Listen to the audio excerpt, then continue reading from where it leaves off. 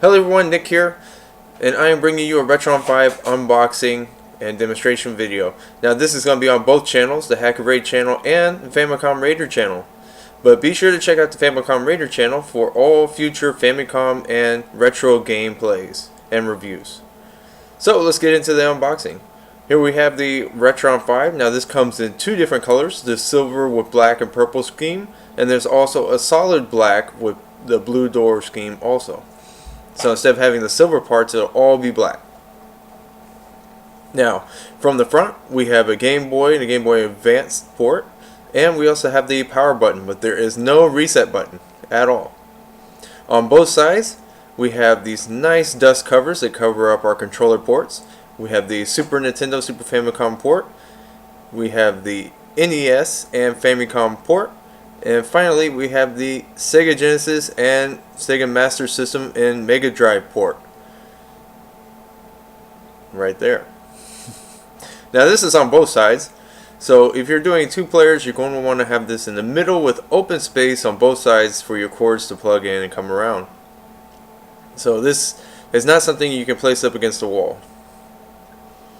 It will be in the middle of your entertainment system or somewhere else less spectacular maybe. So in the ports we have Famicom,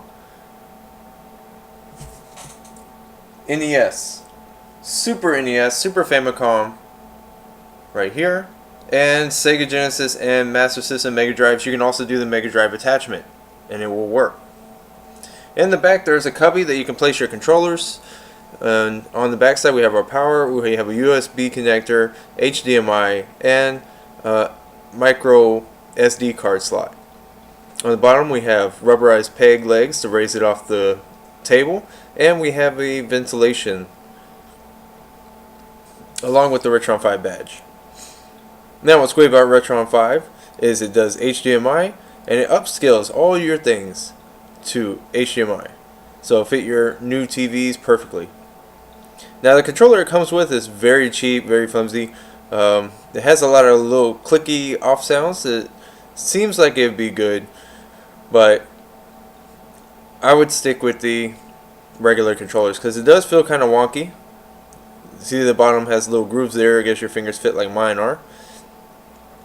It's okay. It also comes with power adapter. Now this is just like my Steam Link review video. It'll slide on, so you can put multiple adapters. So if you live in multiple different countries or you're from a country that uses a specific type of power supply adapter, it comes with it, so you're good to go. No matter what country you're in, if you get the Retron 5, you'll be able to plug it in straight away to your wall outlet. Now to our controls. We have a textile kind of arcadey knob for your movement. We have our main buttons on the front. We have two buttons on the top plus two miniature buttons on the corners right there. I guess those act as L1 and R1, and then the side buttons act as L2, R2. Now it has 6 buttons, so it will play most Sega Genesis games pretty well.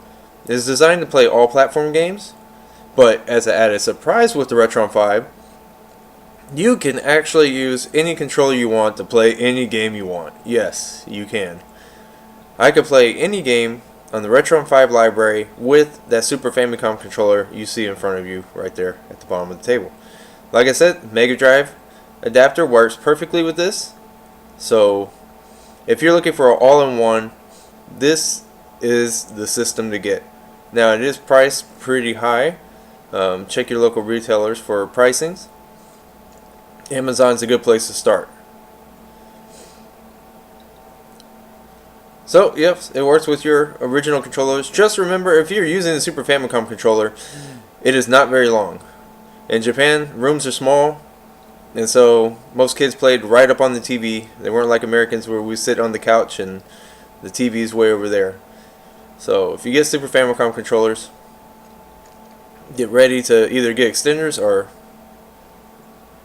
play up close. Now we don't need that Retron controllers, that kind of sucks. So we use the originals. Now we have their Game Boy. It'll play Game Boy, Game Boy Advance, Game Boy Color, all those original Game Boy titles perfectly, and it will upscale them to your TV beautifully. There is our Sega Genesis game. Unfortunately, I don't have a Master System game, so I can't show you how that would fit in there, but it will. Trust me, it will work. Now, Sega Genesis is real tight, I found, on this system that I have. It's pretty tight in there. We have our NES game, Turtles Arcade, and it fits in there pretty smooth too. It's not as tight as the Sega Genesis one, but just remember with the Retron 5, because it actually loads the ROM onto the Retron, you cannot do more than one game in the console at a time. Yes, so you can't sit there with all these games and then swap through the individual systems like you could with the Retron 3 and so forth. But as you can see, you can plug them all in, but it won't work if you're trying it. But those are all the games that it will play with. All your classics fit beautifully in there. And like I said, some fit snugger than others. And here we have Rockman 5. Now this is my pride and joy. This is a boxed Rockman 5 with the instruction booklet, everything. So it's CIB. It's perfect in every way. The instruction booklet is beautiful. I miss these things in games nowadays. I don't know about you guys, but it really breaks my heart that they don't include this much effort in games nowadays. Because I remember as a kid, I'd be reading the instruction booklet, while taking a dump or something, just to enjoy it. Or at school before I even got home to play it. I would enjoy this, because look at the art in these. It's beautiful. You got all the special moves explained out to you, all the enemies explained out. I wish they would go back to this, but everything's digital nowadays. Saving trees. And there we go. There is our Famicom game. Now there's a lot of variations of Famicom games, but they will all fit and work. As you know, there has to be an extra slot for Famicom games because they are smaller than regular Nintendo games. But with this system, you don't have to worry about changing the pins to be able to play Famicom games. So, good on you there. And as we get into the future of things nowadays, they're getting more modern. More TVs are not using the proprietary plugs, the cable plugs, stuff like that. Everything's switching to HDMI. The red, white, and yellow cables are going away also. So if you're looking for something that is going to last way into the future, this system will play all your games on any TV in your house, which is great. Especially if you got that brand new 52-inch TV. With this system, it actually will scale the video of the games to the TV to where it's not jaggedy, it's not crappy, it looks good. It's very good scaling, especially the bigger TVs. And here we have our Super Famicom game. This is my CIB of Samurai Warrior, Samurai Spirit. So it will work also. Super Famicom games will go in the Super Nintendo slot. And like I said, I miss instruction books like these. Gorgeous.